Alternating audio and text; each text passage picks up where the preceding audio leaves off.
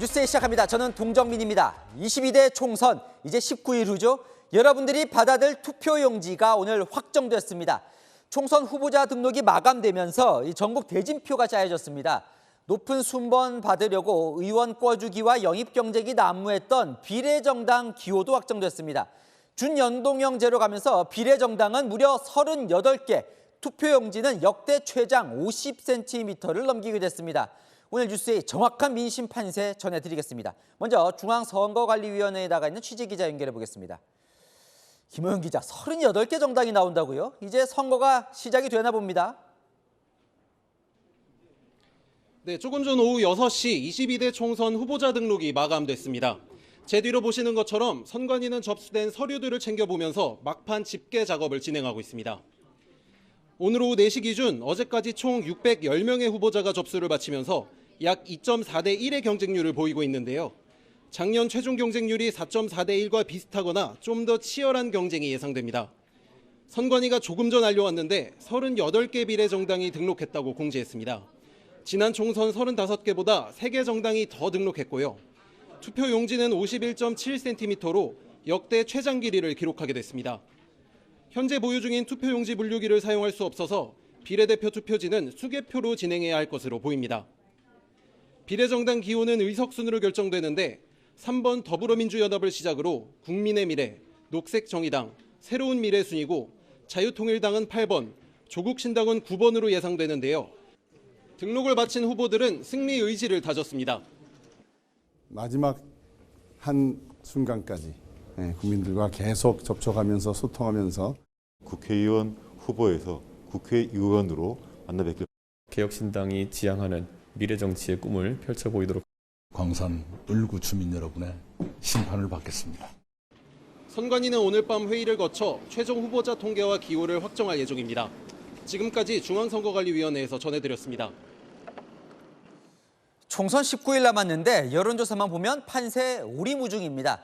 정당 지지율은 초박빙인데 서울 민심은 또 요동치고 있습니다. 오늘 나온 여론 안보겸 기자 보도 보시고 여야 지도부에게 제가 직접 판세 물어보겠습니다. 오늘 발표된 여론조사에서 국민의힘 지지율은 34%, 더불어민주당은 33%로 나타났습니다. 단 1%포인트 차 초박빙입니다. 인천 경기에서는 국민의힘이 30%대 초반에서 민주당은 30%대 후반에서 머물며 추이가 비슷한 양상입니다. 하지만 서울 민심은 다릅니다. 국민의힘은 39%, 민주당은 26%로 13%포인트 격차로 벌어졌습니다. 3월 첫째 주부터 이번 주까지 흐름을 보면 일주일 만에 10%포인트 안팎으로 오르고 내리기를 반복합니다. 지난 18일 박용진 의원과의 재경선에서 승리한 조수진 변호사의 과거 변호 이력이 논란이 됐습니다. 지난 20일 황상무 전 시민사회수석은 사퇴했고 이종섭 호주대사는 어제 귀국해 공수처 수사를 받겠다는 의지를 밝혔습니다. 조사 기간인 19일부터 4일간 민주당은 논란으로 다시 시끄러웠고 국민의힘 악재는 정리수순이라는 평가가 나왔습니다. 이종섭 대사의 귀국 그리고 황상무 수석의 사퇴로 어느 정도 수습 국면에 들어갔다고 저희가 체감하고 있습니다. 현장에서도. 전문가들은 이번 총선 남은 기간 민심은 계속 요동칠 수 있다고 지적합니다. 이번 선거는 특히 여론의 변화가 폭이 크고 또 빠르게 변한다라고 하는 게 특징이에요. 비슷한 정치적인 실언들, 실책들이 나온다면은 언제든지 얼마든지 변할 수 있는 여지가 있어 보여요. 특히 서울은 이슈 민감도가 커 변화의 폭이 더 클 수 있다고 설명했습니다. 채널A 뉴스 안보겸입니다. 후보 등록이 마감되면서 이제 여야 대진표가 최종 확정됐습니다. 19일 앞두고 지금 여야 선대위 지도부는 판세 그리고 목표를 어떻게 잡고 있을까요? 차례로 들어보겠습니다. 먼저 국민의힘 나경원 공동선대위원장 연결돼 있습니다. 바쁘시죠? 네, 안녕하세요. 네, 정말 분초를 다투고 있습니다. 네. 단도직입적으로 물어볼게요. 만약 오늘 선거라면 몇 석 예상하십니까? 오늘 선거라면 저희가 아주 만족할 만한 결과를 얻기는 어려울 거라고 생각을 합니다. 아시다시피 지난 일주일 저희 많이 혼났습니다. 정권 심판 뭐 이런 분위기가 많이 형성되기도 했었는데요. 네. 이제 저점을 찍고 지금 이제 조금씩 정리되어 가고 있다고 생각을 합니다. 그래서 저는 이번 선거 저희가 끝까지 노력한다면 충분히 우리가 원하는 결과를 얻을 수 있지 않느냐 이렇게 생각합니다. 아니 일각에서는 수도권에서 참패했던 뭐 4년 전 수준처럼 안 좋다 이런 보도도 나오던데 현장 많이 돌아보시잖아요. 그 정도는 아닌가요? 뭐 사실 이제 저는 또 현장에서 여러 가지 민심을 같이 보는데요.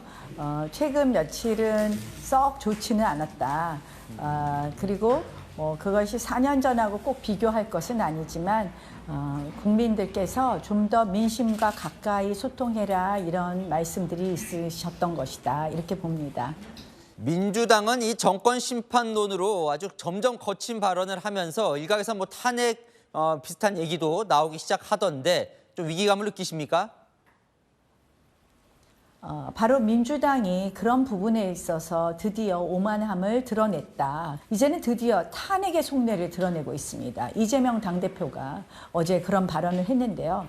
결국 저는 이런 국회를 만든다면 22대 국회는 한마디로 난장판이 되고 말 것이다. 우리 국민 누구도 탄핵이 다시 논의되는 그런 국회 원하지 않는다고 생각을 합니다. 또한 그 조수진 후보라는 저희가 도저히 이해할 수 없는 그런 후보를 내세웠다가 그 후보를 빼고 나서는 이제 그 친명 한민수 공천도 보면 그 일종의 오만함을 드러낸 것이다 이렇게 봅니다. 여전히 정권 심판 조사를 보면 의견이 높긴 하던데 이 부분은 좀 어떻게 극복하실 생각이세요? 저희가 더 민심 가까이 내려와야 되고요. 그리고 저도 참 아쉬운 것이 지금 이제 굉장히 물가 때문에 많은 분들이 힘들어 하십니다. 그래서 네. 이러한 부분에 대해서 좀 더 구체적인 해법들을 보여줘야 된다고 생각을 합니다. 다행히 얼마 전에 정부가 1,500억 원 정도를 물가 안정기금으로 쓰기로 했습니다. 정말 다행이라고 생각을 하고요. 지금부터 서민들이 체감하는 물가, 결국 우리 국민들이 좀 더 편안할 수 있도록 더 노력하고 이 당정이 머리 맞댈 것은 머리 맞대고 정부가 또 좀 더 이런 부분에 집중해 주어야 된다. 또 그렇게 할 것이다라고 생각하면서 기대해 봅니다. 그래서 앞으로 정부와 의대 정원 문제와 관련해서 의료계와 좀 더 대화의 시작이 빠르게 일어나기를 또 기대해 봅니다. 그러면 이제 남은 19일 선거를 잘 치러야 하실 텐데 자 마지막으로 어떤 전략을 좀 갖고 계십니까? 민심을 얻기 위한? 결국은 좋은 정책들이라고 생각합니다. 그 정책의 핵심은 역시 아까 말씀드린 것처럼 물가 안정을 위한 서민들의 어려운 문제를 해결해야 되는 것, 특히 소상공인, 자영업자를 비롯한 이 서민들의 어려운 문제를 해결할 수 있는 좋은 정책 대안들을 제시해야 될 것이고요. 네. 또 긴급하게 바로 집행할 부분이 있다면 바로 또 저희가 해야 될 일들을 해내는 것이라고 생각을 합니다. 네, 오늘 말씀 감사합니다. 네, 곧바로 민주당 김민석 선대위 종합상황실장 연결해서 그럼 민주당은 지금 판세 어떻게 보고 있는지 들어보겠습니다. 어서 오십시오. 네, 안녕하세요. 네, 오늘 선거 치른다고 한다면 몇 석 예상하십니까? 글쎄요, 저희는 한 석이라도 더 이겼으면 좋겠다. 그래서 뚜껑을 정말 열어봐야 된다는 그런 심정으로 지금 앉아있을 것 같은데요. 아, 그래요?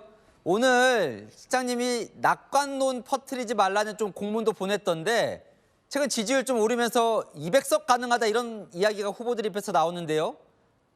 어떻습니까? 자기 지역구 사정이 조금 좋다고 전체가 다 좋다고 생각하는 경우가 있습니다. 근데 네. 그렇지 않고요.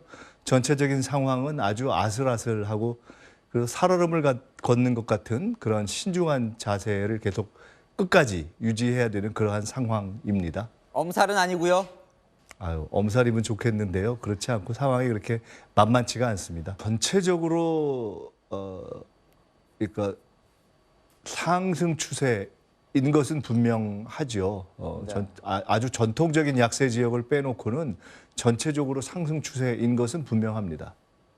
결과는 수치가 아니라 민심이 결정하는 것이기 때문에 네. 저희는 민심이 마지막까지 아주 엄중하게 한순간이라도 바뀔 수 있다고 보고 있습니다. 자, 선거 19일 앞두고 오늘 후보 등록 마감일인데 서울 강북으로 후보가 바뀌었습니다. 조수진 후보 오늘 사퇴했는데 당에서도 좀 문제가 있다 이렇게 본 거겠죠? 같은 기준으로 본다면 문제 있는 후보가 아마 국민의힘의 10배는 많을 텐데요. 그래도 조수진 후보 입장에서는 당에 조금이라도 이 중요한 선거를 앞두고 부담을 주어서는 안 되겠다 이렇게 생각을 해서 결심을 한 것 같습니다. 당에서 먼저 얘기를 한 건 아니고요. 그렇지는 않습니다. 네. 조국 혁신당 변수는 어떻게 보십니까? 민주당에서는. 이 정권에 대한 어떤 심판의 욕구를 강하게 반영한다라는 측면으로 이해할 수도 있고요. 네. 또 한편으로는 이제 자연스럽게 실제 투표장으로 향하는 과정에서는 또 일정하게 조정도 될 수 있다 이렇게 보고 있습니다. 국민의힘에서는 이번 선거 한동훈 위원장이 계속 이렇게 얘기를 합니다. 이재명 대표, 조국 혁신당, 통진보당까지 해서 종북 세력에게 국회를 내줄 수는 없지 않느냐. 여기에 대해서는 어떻게 생각하십니까?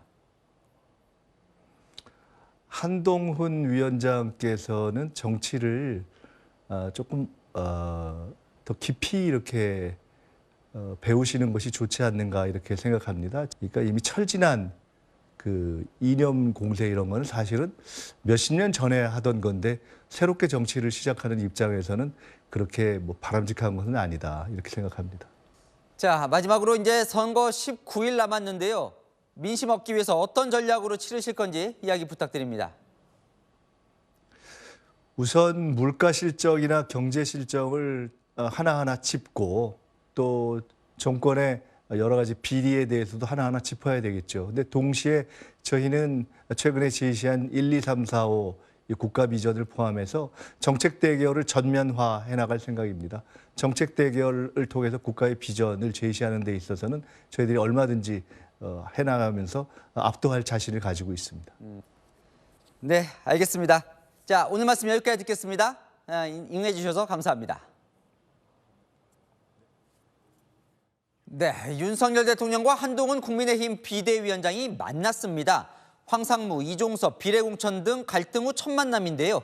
서해 수호의 날 기념식에서 천안함을 함께 돌아보며 한 목소리로 갈등을 봉합했습니다. 송찬욱 기자입니다.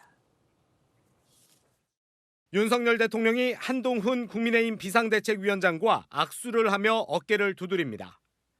나란히 참석한 서해 수호의 날 기념식에서 갈등 봉합에 나선 겁니다. 윤 대통령과 한 위원장은 최원일 전 천안함장과 함께 천안함 선체를 둘러봤습니다. 영웅들을 이렇게 계속적으로 모욕하고 조작하고 왜곡하고 선동하는 세력들이 아직도 계속 그런 일을 하고 있잖아요. 저희가 반드시 막아내겠다는 우리 함장님도 얼마나 마음고생을 하셨나.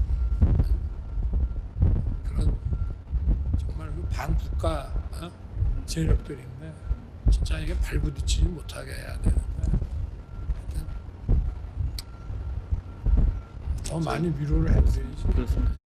국민의힘은 오늘 천안함 선체 결함설 등을 거론한 후보를 민주당이 공천했다고 비판하기도 했는데 이에 대해 윤 대통령과 한 위원장이 한 목소리를 낸 겁니다.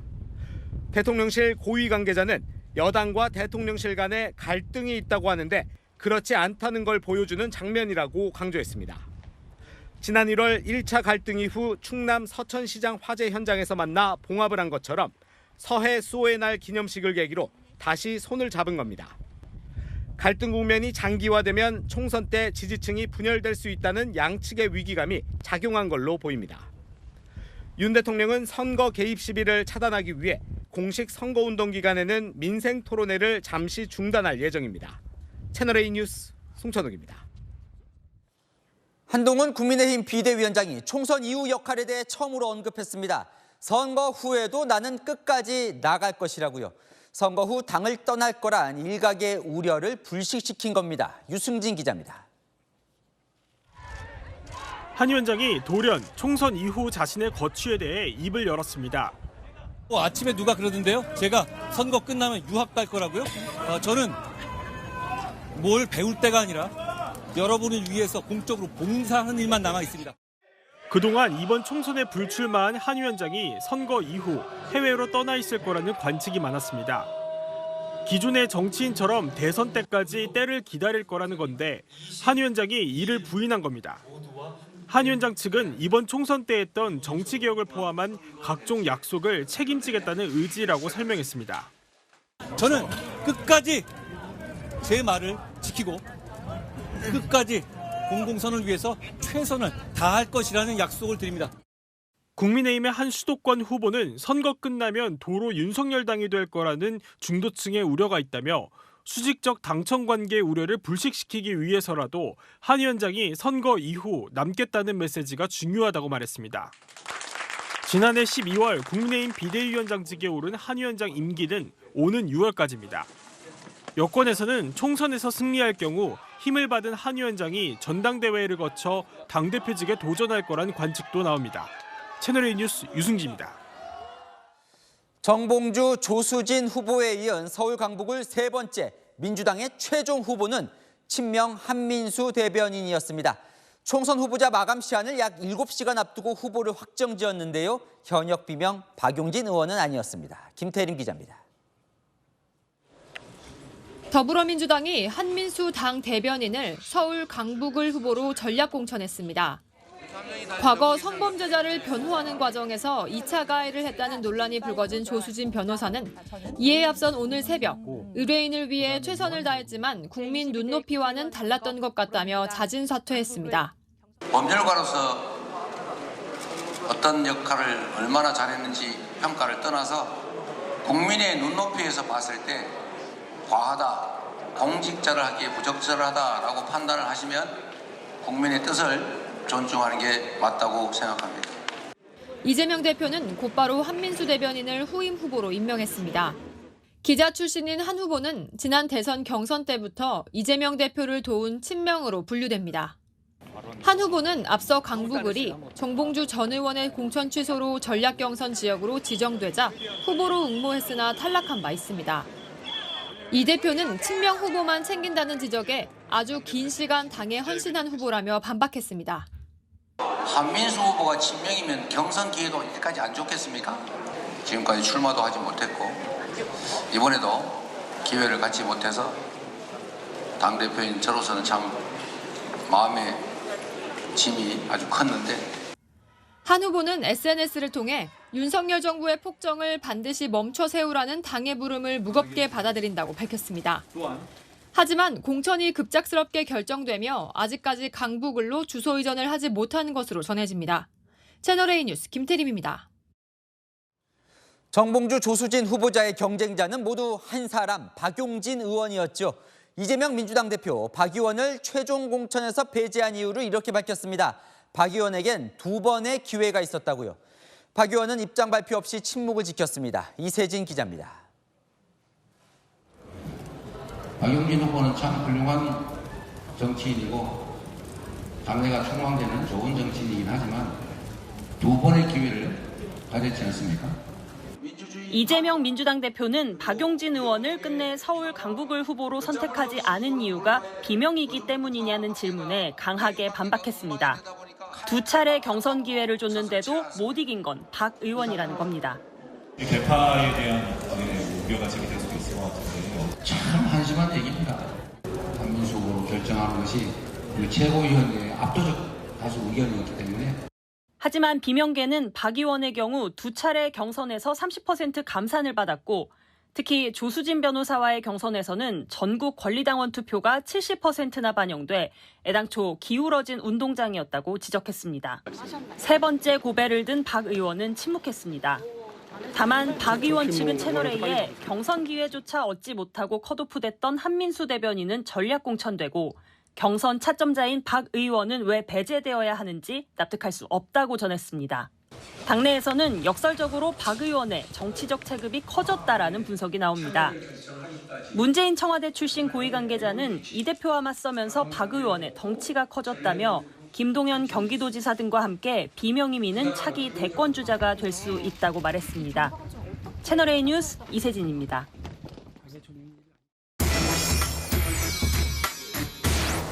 자, 이재명 한동훈 두 대표 19일 앞두고 아슬아슬한 줄타기를 이어가고 있습니다. 아는 기자, 정치부 배두원 기자 나왔습니다.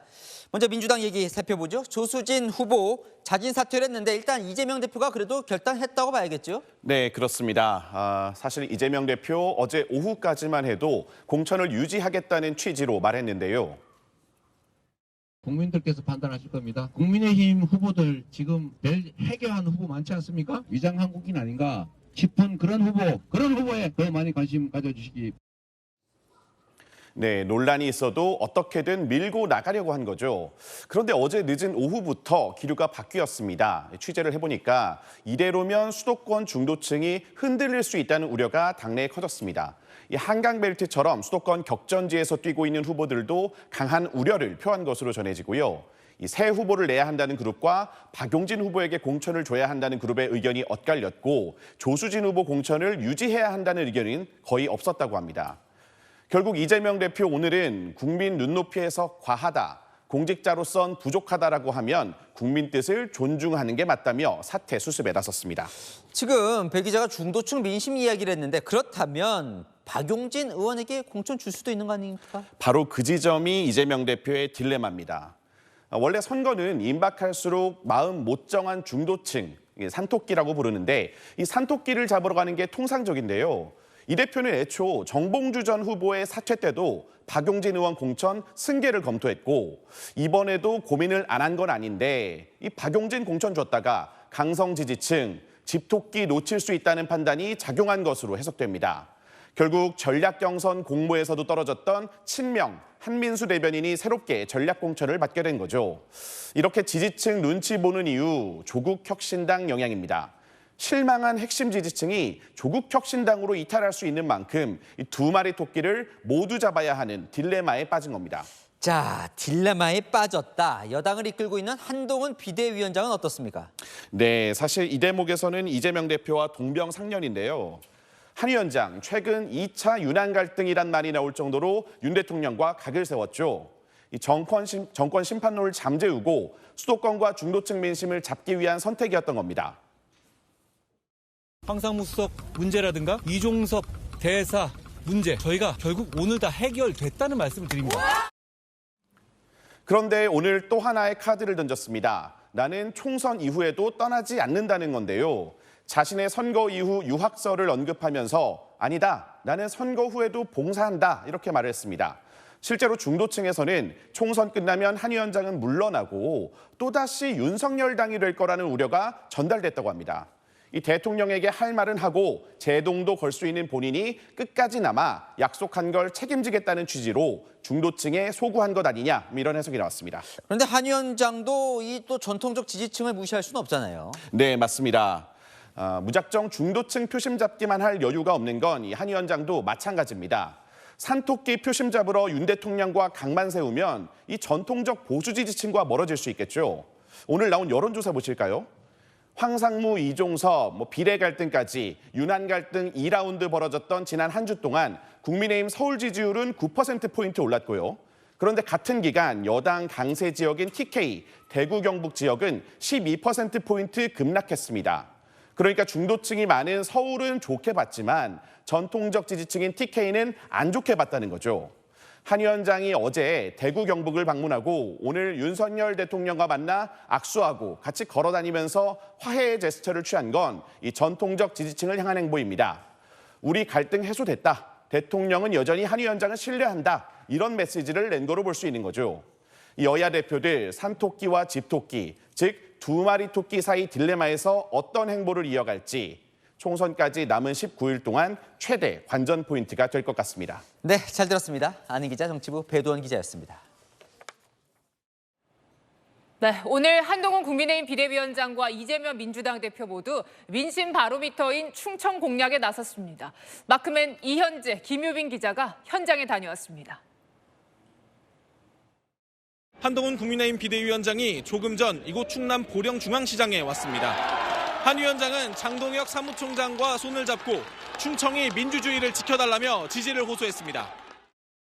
후진 사람에게 후진 방식으로 지배받고 싶습니까? 아니면 장동혁 같은 사람에게 봉사를 받으시고 싶으십니까? 우리는 국민을 모십니다. 우리는 여러분의 공복입니다. 재판에 출석하지 않고 충청 지역 유세에 나선 이재명 민주당 대표를 직격했습니다. 이재명 대표는 보란 듯이 법원에 출석도 안 하고 있습니다.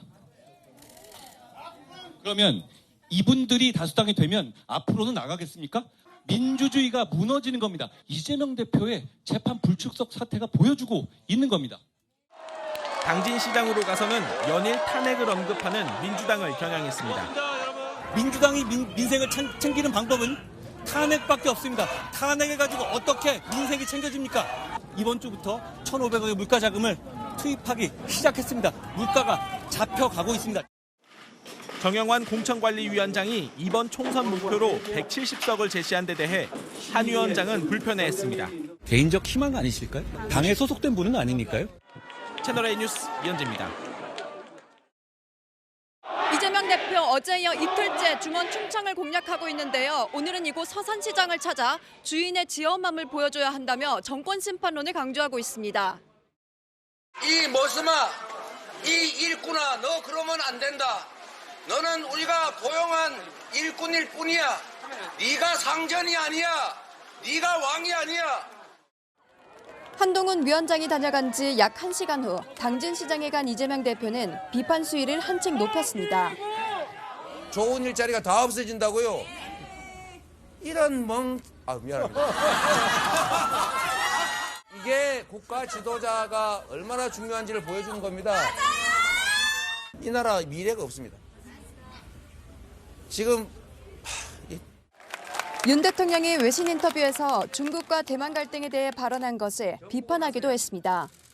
왜 중국을 집적거려요? 그냥 쎄쎄. 대만에도 쎄쎄. 이러면 되지. 뭐 자꾸 여기저기 집적거리고 무슨 양안 문제 우리가 왜 개입합니까? 더불어민주연합과 함께 오늘 또 몰빵론을 외쳤습니다. 조국 혁신당에 밀리고 있는 더불어민주연합의 지지율까지 함께 끌어올리겠다는 각오입니다. 채널A 뉴스 김유빈입니다. 지역구 254곳 중에서 뜨거운 곳만 찾아다닙니다. 더스팟 254. 오늘은 대통령실이 있는 용산으로 갑니다. 이준성 기자입니다. 서울의 중심, 대통령실이 위치한 용산입니다. 4년 전 890표차 박빙 대결을 펼쳤던 두 후보. 다시 만났습니다. 윤석열 정부 통일부 장관을 지낸 현역 권영세 국민의힘 후보와 서울시 행정부시장을 지낸 강태웅 민주당 후보가 4년 만에 재대결을 펼칩니다. 용산의 재개발 재건축이 가장 안 됐던 때가 그 시기입니다. 윤석열 정권에 대한 심판에서 자유로울 수 없습니다. 윤핵관이라는 말도 있고요. 용산은 지난 2000년과 진영 전 의원이 새누리당을 탈당해 당선된 2016년을 제외하면 모두 보수 정당에 손을 들어준 곳입니다. 4년 전 총선에선 북부와 남부 표심이 나뉘며 권영세 의원이 0.66%포인트 차 진땀승을 거뒀는데 지난 대선 때는 16개 동 모두 윤석열 대통령에 기울었습니다. 최근 여론조사를 보면 두 후보 오차 범위 내 박빙 승부를 펼치고 있습니다. 용산에서 유권자 수가 가장 많은 이촌 1동에 나와 있습니다. 대한민국 1세대 대규모 아파트 단지, 전통적인 부촌으로 꼽히지만 동네가 철도로 둘러싸여 교통불편과 생활소음에 시달리는 곳입니다. 권영세 국민의힘 후보, 여당의 프리미엄으로 철도 지하화를 실현하겠다고 합니다. 흙길에 살다 보니까 소음도 있을 뿐만 아니라 그리고 아이들이 이제 놀고자 하는 그런 범위가 사실 좀 제약적이에요. 그렇죠. 동부 이촌동 같은 경우는 섬처럼 돼 있지 않습니까? 하루 빨리 이 부분을 허물어내면은 동부 이촌동도 그렇고 용산 전체 발전. 정권 심판론 바람을 여당 중진의 힘, 정부 지원론으로 방어해내겠다는 겁니다. 아무래도 야당 같은 경우는 주장은 할 수 있지만 그거를 실천하는 거는 중앙정부의 뒷받침이 필요할 거 아니겠습니까? 여기는 한강로동, 2년 전 대통령실이 이전해온 곳입니다. 보수세가 강한 곳이지만 집회와 시위가 늘면서 시민들의 불만도 나옵니다. 강태웅 민주당 후보, 대통령실을 다른 곳으로 재이전하겠다고 공약을 내걸었습니다. 주말에 창문을 못 여는 상황이에요. 그래서 뭐 노랫소리도 그렇고. 이 불편함을 해소하려면은 대통령실이 다시 이전해야 되지 않냐. 4년 동안 바닥 민심을 다져왔다는 강 후보. 용산 주민들은 정권 심판을 원하고 있다고 강조합니다. 대통령실이 있다는 얘기는 윤석열 정권에 대한 심판이 어느 곳보다도 용산에서는 민심이 강하다. 대통령실에 위치한 새정치 1번지. 여당의 수성이냐 야당의 점령이냐. 주민들의 표심은 어디로 향할까요? 서울 용산에서 더 스파디오사 채널A 뉴스 이준성입니다. 네, 오늘 조국혁신당 비례대표 후보로 등록한 조국 대표의 딸이죠. 조미 씨가 입시 비리 혐의 1심 재판에서 벌금 1,000만 원 유죄 판결을 선고받았습니다. 재판부는 입시 제도에 대한 불신을 야기했다라고 판결 이유를 밝혔습니다. 김정근 기자입니다. 1심 선고를 마치고 덤덤한 표정으로 법원을 걸어 나오는 조민 씨. 재판부는 오늘 조 씨에게 유죄와 함께 벌금 1,000만 원을 선고했습니다. 조 씨가 서울대와 부산대 의학전문대학원 입시에 이른바 7대 스펙을 허위로 제출한 걸 인정한 겁니다. 오늘 벌금형 나왔는데 어떻게 생각하실까요? 항소하실 계획이실까요? 재판부는 조 씨의 범행은 입시 제도에 대한 국민 불신을 야기했고 공정한 경쟁을 위해 오랜 기간 노력한 대다수 사람에게 허탈감과 좌절감을 주는 행위라며 질타했습니다. 앞서 검찰은 징역 1년에 집행유예 3년을 구형했지만 재판부는 조 씨가 구체적인 위조 과정엔 관여하지 않은 걸로 보인다며 벌금형을 선고했습니다. 또 조 씨가 범행을 모두 인정하고 있는 점도 참작했다고 밝혔습니다. 입시 비리 관련해 지금까지 기소된 조국 일가 모두 유죄가 나온 상황. 어머니 정경심 전 교수는 징역 4년 유죄가 확정됐고 아버지 조국혁신당 조국 대표 역시 2심에서 징역 2년형을 선고받고 대법원에 상고한 상태입니다. 조국혁신당은 당 강령 4번에 대학 입시 기회 균등을 내걸었습니다. 조국 대표에게 공정은 무엇입니까? 오늘 재판 결과를 두고 정치권 공방도 거세지고 있습니다. 채널A 뉴스 김정근입니다. 이재명 더불어민주당 대표는 오늘도 법정에 나오지 않았습니다. 열흘 새 불출석 2번, 지각 1번입니다. 다음 주 화요일 재판까지 빠지면 강제 구인될 가능성도 있습니다. 공태현 기자입니다. 이재명 더불어민주당 대표가 고 김문기, 백현동 특혜 의혹 발언 관련 오늘 본인의 공직선거법 위반 재판에 나오지 않았습니다. 대신 충남 서산 동부시장 방문 등 총선 유세 일정을 소화했습니다. 피고인은 형사재판 출석 의무가 있지만 공직선거법 재판의 경우 피고인이 안 나와도 공판 진행이 가능해 재판부는 예정된 증인신문을 진행시켰습니다. 하지만 이 대표는 벌써 열흘 사이 지각 1번, 불출석 2번을 잇따라 하고 있습니다.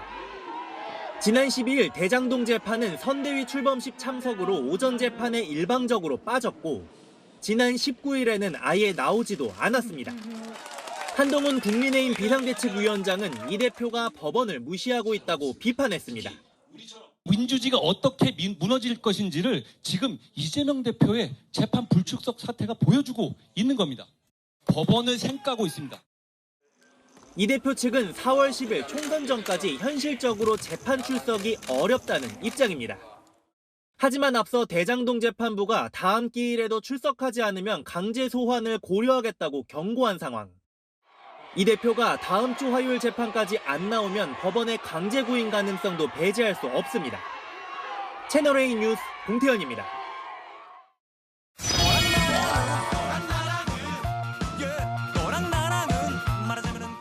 네, 윤수민 기자와 여랑야랑 시작합니다. 첫 번째 주제 보겠습니다. 국민의힘, 국민의 미래, 무슨 사수해야 돼요?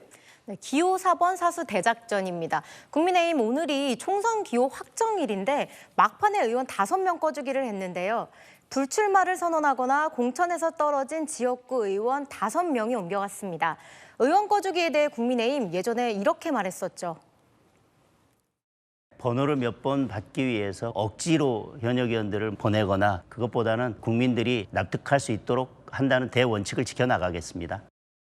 자, 그래요. 저렇게 얘기를 했고, 자, 벌써 비례대표 8명 보냈는데 막판에 또 왜 꺼주는 거예요? 네, 문제는 지역구 의원이 단 한 명도 없다는 건데요. 선거법에는 지역구 의원 5명 이상이거나 직정선거 득표율 3% 이상인 정당에 앞번호를 부여한다고 되어 있거든요. 그래서 지역구 의원 7명을 꺼준 더불어민주연합과 지난 선거 3% 이상 득표했던 녹색정의당 등에 밀려 기호 6번이 될 위기에 처한 거죠. 아니 비례대표 의원들만 보내던데 그러면 그때는 선거법을 몰랐던 거예요? 네, 국민의힘은 아니라고 하더라고요. 맨 처음에 의원 꺼주기를 할 땐 의석수 5명 정당이 없어서 녹색정의당이 3번, 국민의미래가 4번을 받는 상황이었는데 그 이후 더불어민주연합의 비례 7명과 지역구 7명이 합류하면서 기호가 밀리는 상황이 왔다는 거죠. 국민의힘은 2번이고 국민의미래는 같은 짝수인 4번을 목표로 하고 있는데요. 무턱대고 많이 보냈다가는 기호 3번이 돼버릴 수 있는 복잡한 방정식인 거죠. 이제 의원 수를 잘 맞춰야 되는데요. 민주당에서 민주정당, 비례민주당으로 몇 명이 갈지 모르기 때문에 아마 끝까지 막판까지 잘 생각할 것 같습니다. 뭐 어쨌든 기호 4번 사수했는데 아유, 여야 이게 뭐 하는 겁니까? 다음 주제 보겠습니다. 이재명 대표, 조정은 의원이죠? 조국 견제형 화살은 무슨 얘기일까요? 네, 이재명 대표가 조국 혁신당을 견제하기 위해 조정은 의원을 끌어들였는데요. 이 대표 오늘 충남을 찾았는데 가는 곳마다 조정은 의원을 소환했습니다. 의원 많으면 좋아요. 탈자가 발생할 수도 있습니다. 조정은 의원이라고 보셨죠? 더불어민주당과 함께 만든 정당 소속이었잖아요. 지금 어디 갔어요? 알 수 없는 겁니다, 여러분. 소수당은 조정은처럼 언제 고무신 거꾸로 실지 모릅니다. 아니 왜 충남 가서 서울에 출마한 조정은 의원을 계속 소환하는 겁니까? 네, 같은 편으로 보여도 민주당이 아니면 언제든지 배신할 수 있다는 걸 강조하기 위해서인데요. 조 의원이 민주당 비례위성정당 소속으로 국회에 입성했지만 국민의힘으로 당적을 옮긴 것처럼 조국 혁신당에서도 이탈자가 나올 수 있다고 견제하는 겁니다. 그러니까 조국 혁신당 말고 더불어민주연합 찍어라 이러면서 이제 조정은 의원 사례를 드는 거군요. 전에는요 인사도 잘 안 받아주던데요. 네, 이재명 대표와 조정은 의원 이미 한 차례 배신자 공방을 벌인 적이 있죠.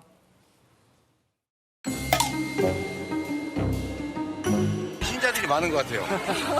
우리 당에서도 간 사람 많잖아요. 이쪽으로 배신의 정치.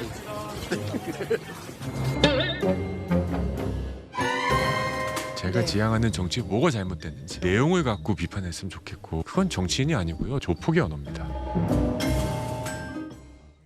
네, 오늘도 소환당한 조 의원 SNS에 소수장도 민주주의도 조롱하는 발언이라며 이 대표 그릇의 크기를 의심하게 된다고 비판했습니다.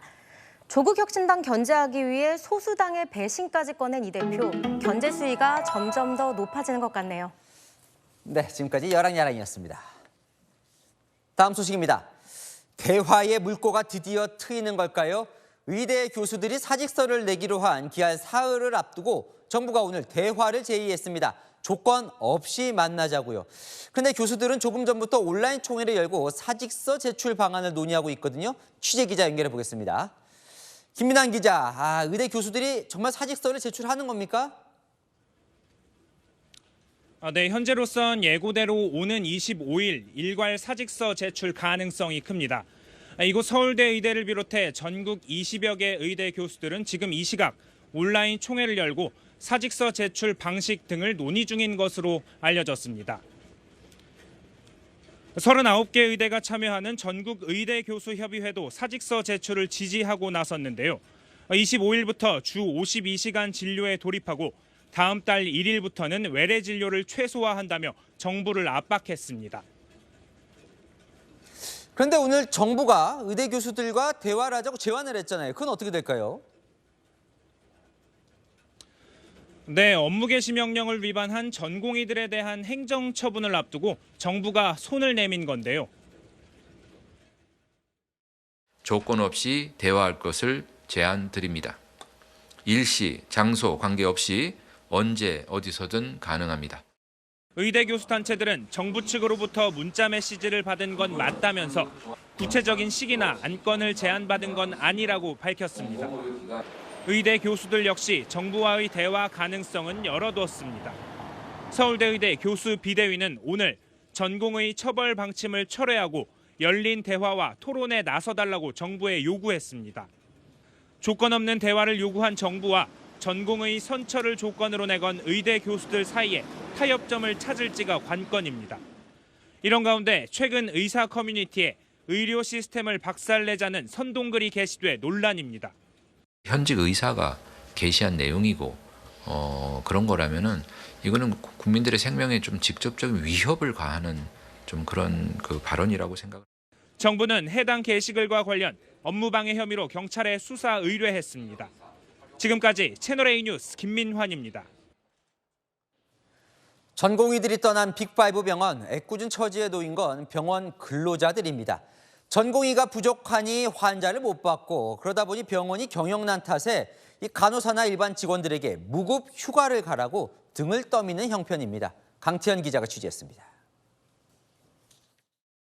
병원 곳곳에 노조의 긴급 성명이 붙었습니다. 병원 측이 무급 휴가 시행을 일방적으로 통보했다는 비판글입니다. 병원 측은 어제 간호사, 방사선사 등 직원 10,000명을 대상으로 안식 휴가를 확대 시행한다고 이메일로 공지했습니다. 최대 한 달 동안 급여는 지급되지 않는 무급 휴가입니다. 그냥 안 쓰고 싶어요. 그냥 화나요. 지쳐가지고 그냥 이제 이번 일 때문에도 그만두려는 사람들도 많고. 병원 관계자는 전공의 사태 이후 하루 10억 원씩 쌓이는 적자 규모를 줄이기 위한 것으로 안다고 밝혔습니다. 병원 노조는 전공의 공백에 따른 부담을 줄이려 의료 현장을 지키는 교직원들을 반강제로 쥐어짜고 있다고 반발합니다. 파트장이 공지해갖고 빨리 신청해라. 신청 안 하면은 다른 데 해고 보낸다. 환자 수가 급감한 서울대병원 등도 직원들에게 무급 휴가를 권고하고 있습니다. 그 손실을 노동자들하고 환자들에게만 지금 떠넘기려고 하거든요.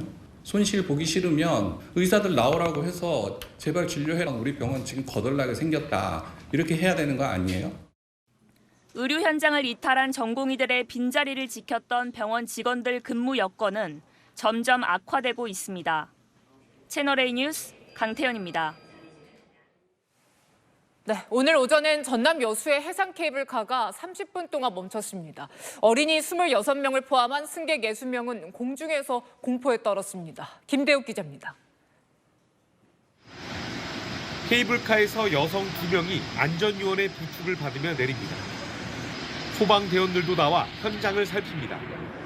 여수 해상 케이블카가 멈춰서는 사고가 난 건 오전 11시쯤. 케이블카를 끌어당기는 기계가 일부 파손되면서 자동으로 멈춰선 겁니다. 타이어 하우징 볼트가 급작스럽게 파손되는 바람에 안전 센서에서 케이블카를 멈췄고, 그리고 이제 저희가 그걸 조치를 할 동안은 이걸 돌릴 수가 없어서. 당시 케이블카엔 어린이 26명 등 승객 60명이 타고 있었습니다. 승객들은 영문도 모른 채 30분 가까이 공중에 고립됐습니다. 일대에 강한 바람이 불면서 공포에 떨어야 했고, 일부 아이들은 울음을 터뜨린 것으로 알려집니다. 업체는 수동으로 케이블카를 작동시킨 끝에 승객들을 무사히 하차시켰습니다. 운영업체와 여수시는 시운전 등 점검을 거쳐 운행 재개 여부를 결정할 계획입니다. 시운전을 좀 더 해보고 이상이 없는 걸 확인돼야지 이제 정상 작동을 할 예정이죠. 여수 해상 케이블카는 연간 100만 명 이상이 찾는 지역 명물로 꼽히는데 지난 2019년 3월에도 낙뢰로 작동이 멈춘 바 있습니다. 채널A 뉴스 김대욱입니다. 네, 일반 차량으로 위장한 암행순찰차로 교통단속을 하던 경찰이 안전띠를 매지 않은 운전자를 적발했는데 4억 원대 사기 혐의를 받는 수배범이었습니다. 이기상 기자가 단독 취재했습니다. 경찰의 정차 요구에 길가에 멈춰서는 흰색 승용차. 야광조끼를 입은 경찰관이 차량을 살펴보는 사이 운전자가 차에서 내립니다.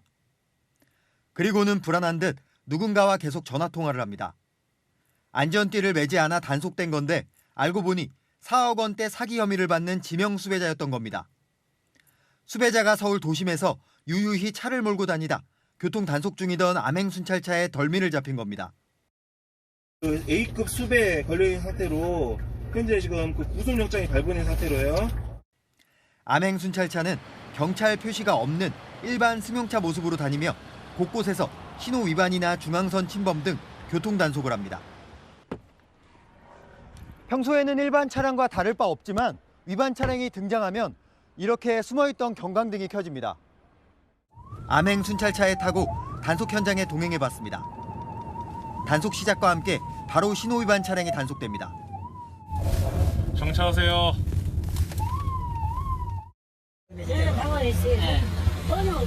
생각도 못했네. 무단횡단을 하던 남성 역시 차량에서 경광등이 켜지자 깜짝 놀랍니다. 순찰차인지 인식을 못하셔서 차량 앞에서 바로 위반을 하는 경우가 많은데요. 그래서 순찰차보다 단속을 많이 하고 있습니다. 암행 순찰차는 주로 고속도로에서 쓰였지만 2020년부터는 시내 단속에도 활용되고 있습니다. 경찰은 주기적으로 지역을 바꿔 순환 배치하고 있는데 암행 순찰차 한 대당 하루 40에서 50건의 실적을 거두고 있습니다. 채널A 뉴스 이기상입니다. 연예인이나 투자사 전 대표 같은 유명인을 사칭해서 투자금을 뜯어내는 피싱 범죄가 기승이죠. 유재석 등 137명이 성명을 내고 첫 단체 행동에 나섰습니다. 유찬 기자입니다. 금융 전문가 졸리 전 대표부터 김미경 강사, 방송인 송은희 등이 기자회견장에 들어섭니다. 유명인 사칭, 온라인 피싱 범죄를 해결해달라며 유재석 등 137명의 뜻을 모아 공동행동에 나선 겁니다. 실제로 수천만 원, 억대로 피해를 당했다는 사람을 보면 정말 억장이 무너져 내렸습니다. 그 공간을 통해서 내가 사랑하는 팬들이 피해를 입고 있기 때문이거든요. 지난해 말부터 유튜브나 SNS에서 유명인을 사칭해 투자를 유도하고 투자금을 가로채는 범죄가 기승을 부리고 있습니다. 언제든지 카카오를 통해 저희와 연락하실 수 있습니다. 사칭 피해를 겪은 유명인들은 범죄 광고를 사전에 필터링할 수 있는 시스템이 없다며 플랫폼 기업들의 대책 마련도 촉구했습니다. 유선상으로 상담원이 있다고만 하지 않습니다. 제발 좀 전담팀을 만들어서 더 이상의 피해가 발생되지 않았으면 좋겠다. 금융당국은 지난해 이런 불법 게시물 1000건을 적발해 방통위에 차단을 의뢰했습니다. 유명인분들을 사칭한 피해만 대략 1조 정도 되지 않을까 여부. 이들은 피해자들과 함께 플랫폼을 상대로 집단 소송도 예고했습니다. 채널A 뉴스 유찬입니다. 서울시가 예산 120억 원 들여서 곳곳에 만든 자전거 주차타입니다. 고장나서 방치돼 있거나 자전거 주차가 번거로워서 외면받고 있는데요. 이용률이 0.8%에 불과합니다. 장호림 기자가 취재했습니다.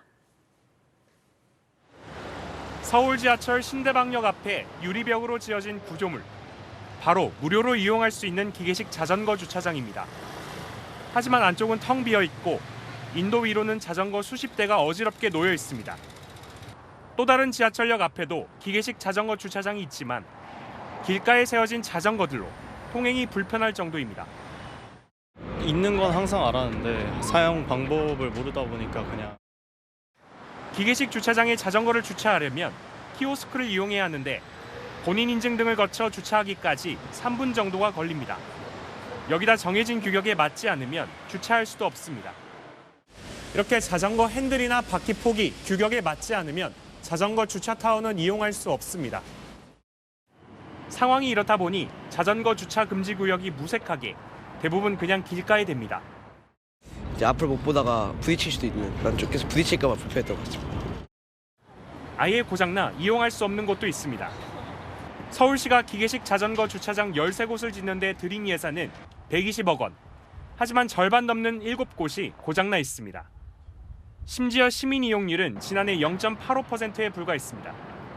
서울교통공사 등은 수요 조사 후 앞으로 사업을 계속할지 따져볼 계획입니다. 채널A 뉴스 장호림입니다. 네, 일본의 중학생들이 내년부터 배울 교과서가 나왔습니다. 종군 위안부 표현은 사라지고 독도를 일본 고유 영토라고 쓴 교과서는 14종에서 16종으로 늘었습니다. 일본의 역사 왜곡, 김용성 기자가 전합니다. 오늘 일본 문부과학성이 승인한 야마카와 출판의 중학교 역사교과서입니다. 전쟁터에 마련된 위안시설에는 조선 등에서 여성이 모였다고 서술됐습니다. 개정 전 종군 위안부라는 표현이 있었지만 삭제했고 국가 목록에도 일본을 추가해 강제성을 흐린 겁니다. 이외 다른 출판사의 교과서에서도 징병과 위안부가 일부에게만 적용됐다는 식으로 표현을 교묘하게 바꾸거나 군대의 힘으로라는 문구를 빼 일제시대의 가해 역사를 흐리려는 시도가 다수 발견됐습니다. 일본 정부는 2021년 가기에서 종군 위안부가 아닌 위안부가 적절하다는 방침을 정한 이후 고등학교와 초등학교에 이어 중학교 교과서에서도 역사 왜곡을 하고 있는 겁니다. 독도를 일본 고유 영토라고 쓴 교과서도 4년 전 14종에서 16종으로 늘었습니다. 한일 관계 소식통은 교묘하게 역사를 왜곡하고 억지 주장하는 행태가 되풀이되고 있다고 우려했습니다. 외교부는 즉시 강한 유감을 표한다며 아이보시 고이치 주한 일본 대사를 초치했습니다. 채널A 뉴스 김용성입니다. 미국에 이어서 유럽연합도 이스라엘의 휴전을 압박하고 나섰습니다. 휴전을 처음 언급한 공동성명을 채택한 겁니다. 가자지구 최남단 라파 진입을 고수하는 이스라엘의 태도를 바꿀 수 있을까요? 정다은 기자입니다. 토니 블링컨 미 국무장관이 네타냐후 이스라엘 총리의 발언을 하루 만에 공개 반박했습니다.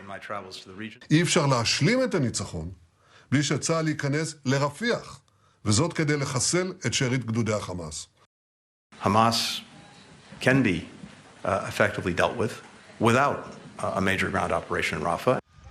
미국이 즉각 휴전 촉구 결의안을 유엔 안보리에 제출한 데 이어 재차 경고한 겁니다. 이런 압박은 유럽연합으로 이어져 EU 정상회의에서도 현지 시각 어제 처음으로 휴전을 언급한 공동성명을 채택했습니다.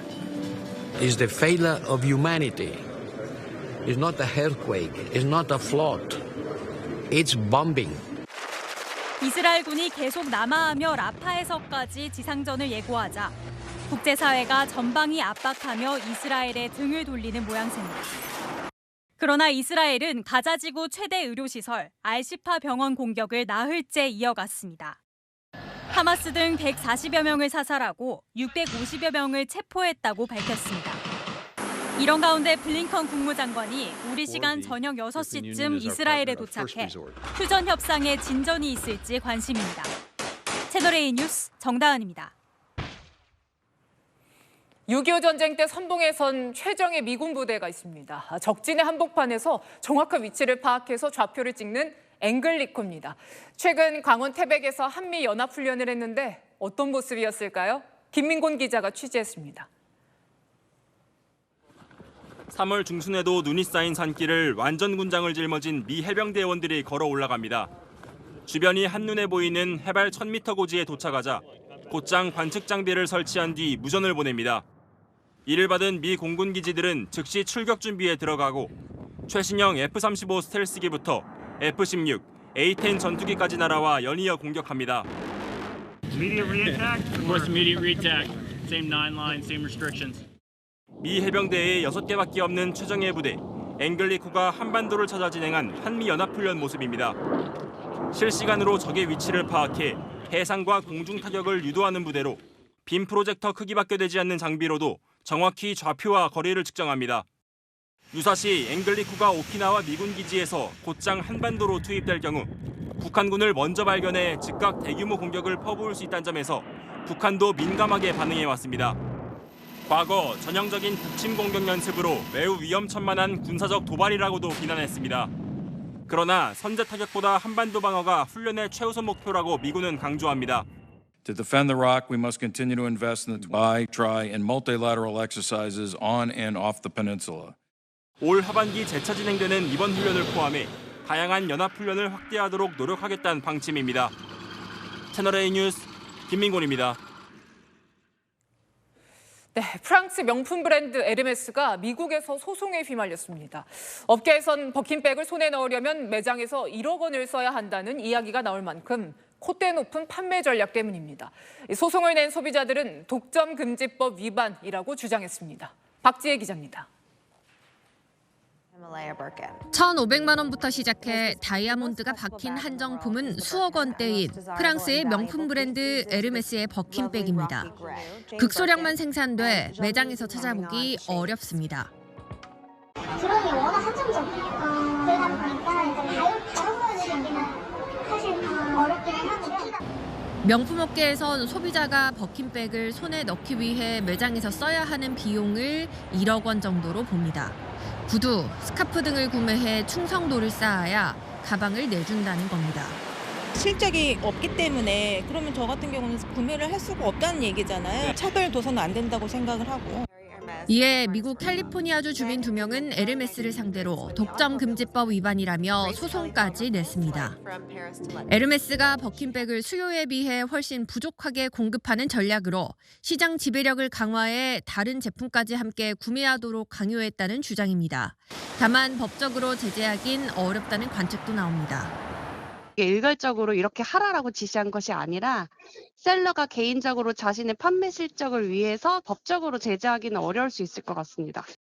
에르메스 측은 이번 소송과 관련해 입장을 내놓지 않고 있습니다. 채널A 뉴스 박재입니다. 오늘 따뜻한 햇살 하나 없이 잔뜩 흐린 날씨 쌀쌀하다 싶으셨죠? 비는 밤새 이어집니다. 앞으로 중부에 최대 40mm, 남부는 20mm의 비가 더 내리겠고요. 비가 오는 동안 중부 곳곳에는 벼락과 돌풍이 동반됩니다. 비는 새벽에 일단 그쳤다가 남해안과 제주도는 오후부터 모레까지 다시 비가 시작됩니다. 비가 그치고 봄 기온이 더 짙어질 텐데요. 주말엔 4월의 따뜻함이 감돌겠습니다. 서울 기준 내일 17도, 모레는 21도까지 크게 오르겠습니다. 지역별 자세한 기온 보시면 내일 아침 서울 7도, 부산은 13도로 오늘보다 크게 7도 높아집니다. 낮 기온은 서울 17도, 대전 20도, 대구 23도까지 오르겠습니다. 다음 주 초반 전국에 다시 비가 내리면서 기온의 변동폭이 다시 커지겠습니다. 날씨였습니다. 여러분 손에 운명이 걸린 총선 후보자들이 확정됐습니다. 이제 유권자가 고를 시간인데요. 여야 보면 가장 많이 나오는 단어 심판입니다. 여당은 국회 심판, 야당은 정권 심판. 하지만 진짜 심판하는 사람은 국민이죠. 내가 한 표를 던질 진짜 일꾼 누가 될지 남은 19일간 꼼꼼하게 따져봐야겠습니다. 마침표 찍겠습니다. 심판의 주인공은 유권자. 뉴스에 마칩니다. 감사합니다.